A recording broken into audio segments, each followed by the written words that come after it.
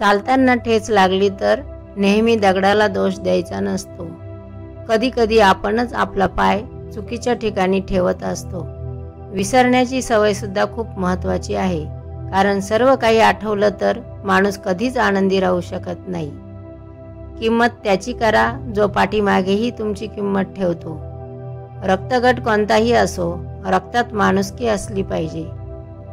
आपल्या आयुष्याची दुसऱ्यांच्या आयुष्याशी तुलना करत राहिल्यास तुम्हाला कधीच मनःशांती मिळणार नाही. म्हणून आपल्याकडे जे आहे त्यामध्ये आनंदी राहा.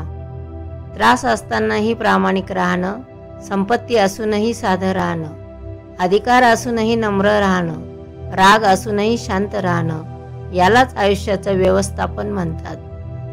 व्यायामाची शरीराला आणि वाचनाची मनाला गरज असते. तुमच्यासारखी चांगली माणसे योगायोगाने भेटतात आणि हे योगायोग प्रत्येकाच्या आयुष्यात घडत नाहीत.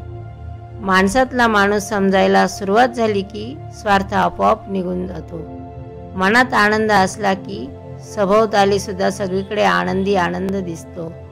जे लोक दुसऱ्यांवर वाईट वेळ आणतात त्यांची चांगली वेळ कधीच येत नाही.